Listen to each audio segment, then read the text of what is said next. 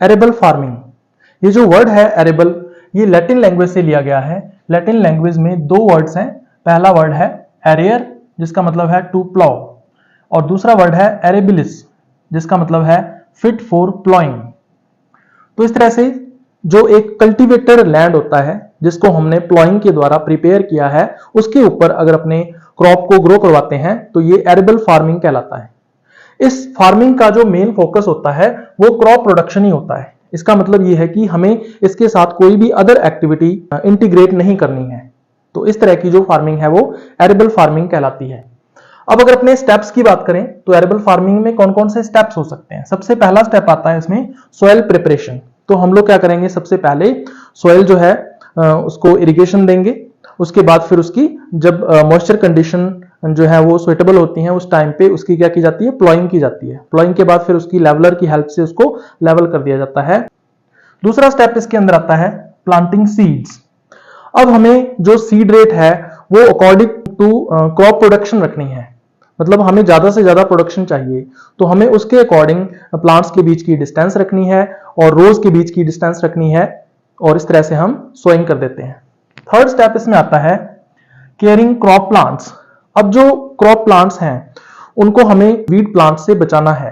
Weed plant से कैसे बचाएंगे, हम लोग वीड्स को रिमूव कर देंगे होइंग के द्वारा, या फिर हम क्या कर सकते हैं वीडीसाइड जो है उसका यूज कर सकते हैं। दूसरा, हमें जो क्रॉप है उसको न्यूट्रिशंस देने हैं तो बाहर से हम क्या करेंगे, फर्टिलाइजर्स देंगे, chemical fertilizers, urea, DAP, MOP वगैरह जो है।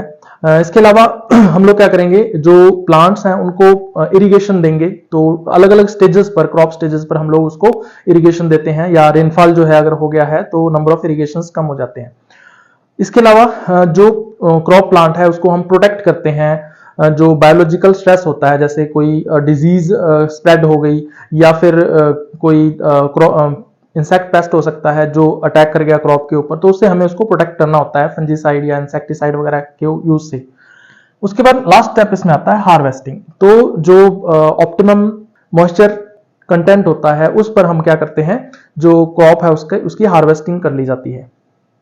तो ये 4 स्टेप्स हैं इसके अंदर। एग्जांपल्स की अगर अपने बात करें तो बहुत सारी ऐसी क्रॉप्स हैं जिनको हम सिर्फ क्रॉप प्रोडक्शन के लिए यूज करते हैं। तो पहले इसमें जैसे आती है वीट की क्रॉप है, इसके अलावा मेज, राइस, बार्ले, ओट्स, राई, पोटैटो एंड सोयाबीन। अब बात करते हैं कैरेक्टर्स की कि जो एरेबल क्रॉप है उसके कौन कौन से कैरेक्टर्स होते हैं। सबसे पहला कैरेक्टर इसमें आता है फर्टाइल सॉइल। जिस लैंड के ऊपर हम लोग क्रॉप को ग्रो करवा रहे हैं वो जो लैंड है उसकी जो सॉइल है वो फर्टाइल होनी चाहिए, उसकी वाटर होल्डिंग कैपेसिटी हाई होनी चाहिए, उसकी एयर होल्डिंग कैपेसिटी हाई होनी चाहिए। तो लॉन सॉइल जो है वो हाईली फर्टाइल मानी जाती है, तो इसलिए ऐसी जो सॉइल है वो होनी चाहिए। दूसरा कैरेक्टर इसमें आता है फ्लैट लैंड। अब जो लैंड है वो पूरी तरह से फ्लैट होना चाहिए। अगर उसमें ढलान ज्यादा है, अगर उसका स्लोप ज्यादा है, तो जो इरिगेशन के द्वारा हम लोग वाटर सप्लाई देते हैं तो वो हर एक प्लांट तक नहीं पहुंच पाता है, या फिर वो क्रॉप प्लांट्स जो है उसको एब्जॉर्ब नहीं कर पाते हैं। तो हमें क्या करना है, पहले लेवलर की हेल्प से उसको पूरी तरह से फ्लैट करना है। तो पूरी फ्लैट सरफेस के ऊपर या लैंड के ऊपर ही हम लोग एरेबल क्रॉप जो है इसको ग्रो करवा सकते हैं। थर्ड इसमें आता है मशीनरी। अब बहुत सारी मशीनरी जो है वो हम लोग यूज करते हैं, जैसे ट्रैक्टर्स हैं या जो प्लाउ हैं, या इसके अलावा हार्वेस्टिंग के लिए हार्वेस्टर्स यूज करते हैं हम लोग। तो डिफरेंट टाइप की जो मशीनरी है वो हम लोग एरेबल क्रॉपिंग के लिए यूज करते हैं।